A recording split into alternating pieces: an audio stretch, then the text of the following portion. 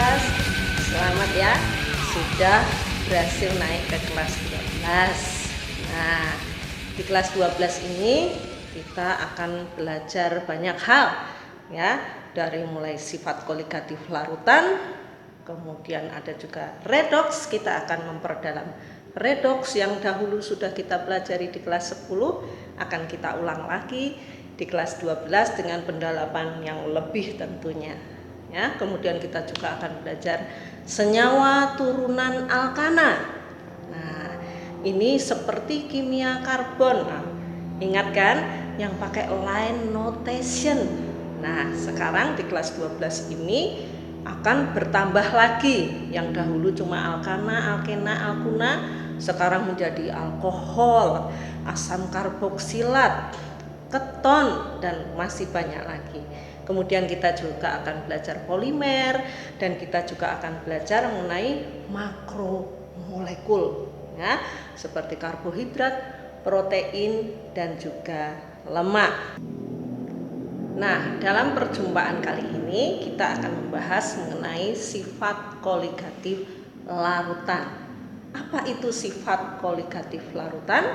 Sifat koligatif larutan adalah sifat dari larutan yang dipengaruhi oleh keberadaan zat terlarut, bukan oleh karena chemical identity dari zat terlarut tersebut, tetapi hanya konsentrasinya ya, konsentrasi zat terlarut tersebut yang mempengaruhi sifat koligatif dari larutan, tetapi tidak tergantung dari jenis ya, zat terlarut tersebut. Dalam perjumpaan kali ini kita akan membahas mengenai sifat koligatif larutan. Sifat koligatif larutan adalah sifat dari larutan yang dipengaruhi oleh konsentrasi zat terlarut, tetapi bukan oleh karena chemical identity dari zat terlarut tersebut, melainkan hanya konsentrasinya ya. Nah, sifat koligatif larutan ini ada 4 macam.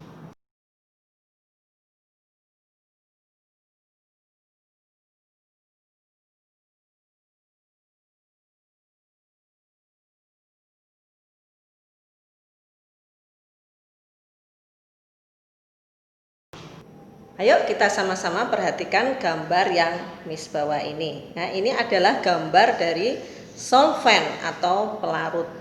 Pelarut yang umum kita pakai adalah air ya.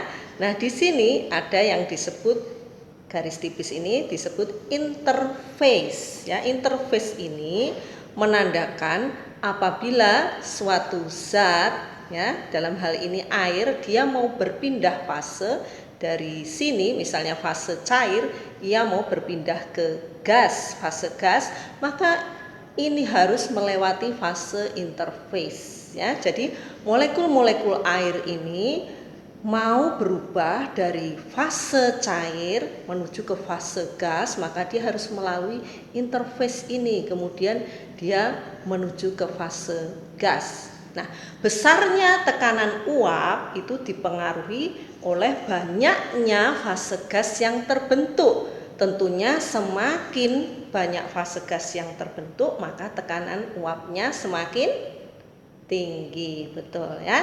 Nah, mari kita perhatikan gambar yang di sebelahnya. Nah, ini yang terjadi apabila air kita masuki gula ya sebagai solut ya. Jadi solvennya adalah air yang biru ini, kemudian solutnya adalah si gula yang kita masukkan ya.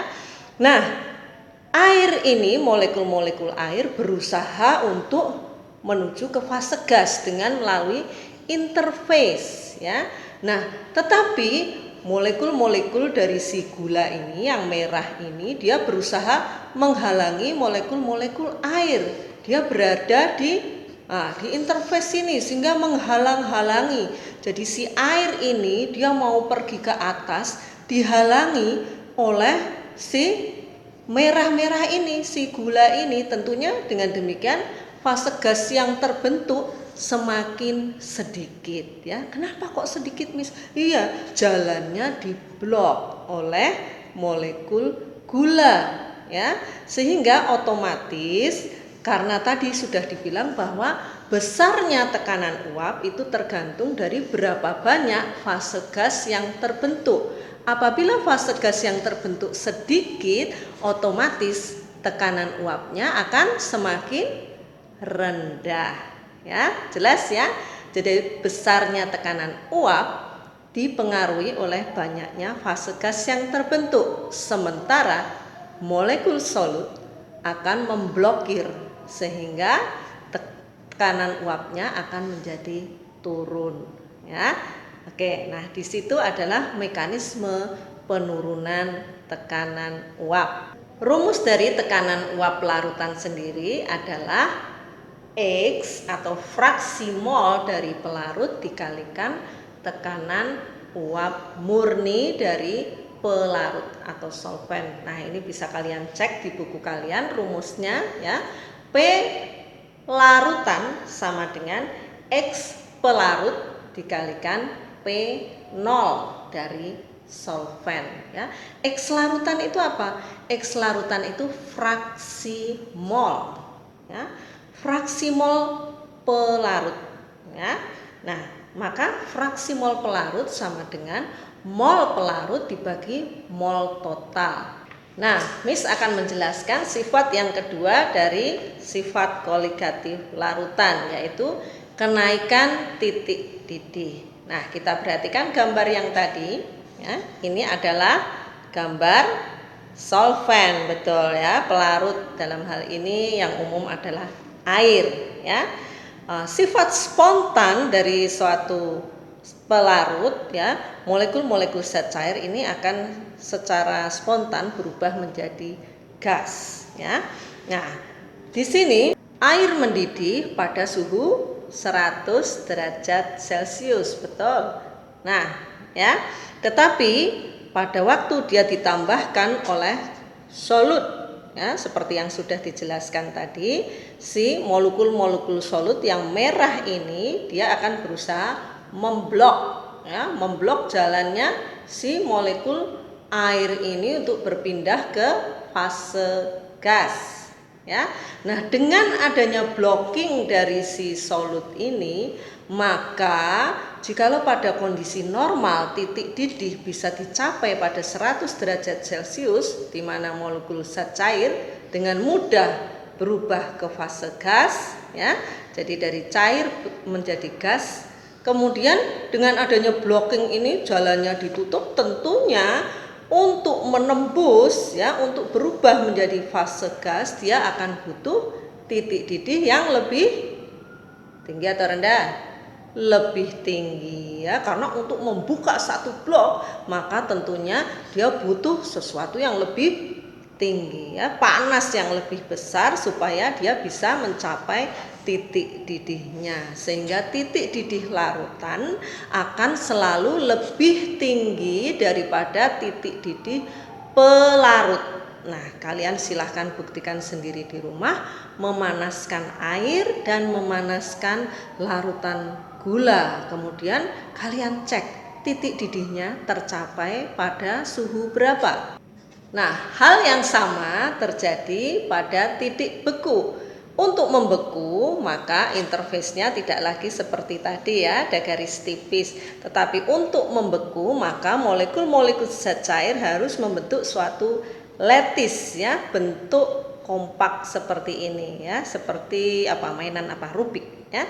Nah, jadi yang tadinya dia dalam bentuk bebas seperti ini, kemudian dia harus berkumpul menjadi satu untuk menjadi satu bentuk yang kompak. Nah, dari zat cair dia berusaha menjadi fase padat. Nah, di sini kalau nanti sudah semakin banyak maka akan yang membeku tentunya semakin banyak.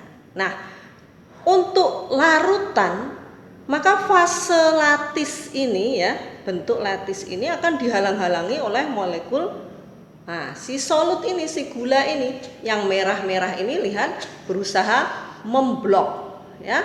Nah, karena dia memblok otomatis bisa terbentuk enggak, ya, model kompak seperti ini. Tentunya akan lebih sulit, ya, karena jalannya kembali diblok oleh molekul yang merah ini ya, molekul gula. Sehingga otomatis untuk dia bisa mencapai bentuk seperti ini akan dibutuhkan titik beku yang lebih rendah ya. Jadi kalau tadinya air membeku pada suhu 0 derajat Celcius, maka larutan gula dia akan membeku di bawah 0 derajat Celcius. Itulah kenapa di negara-negara yang 4 musim ya, pada waktu musim dingin, musim salju, maka mereka menaburkan garam di jalanan yang bersalju. Kenapa? Karena bentuk cair akan lebih lama terjadi, dan untuk mencapai bentuk padat atau bentuk es itu dia butuh titik beku yang lebih rendah. Jadi suhu yang lebih dingin lagi sampai tercapai bentuk es. Karena bentuk es itu kan berbahaya ya, kalau kita jalan kita bisa slip, bisa terpeleset. Nah, itulah kenapa mereka menaburkan garam.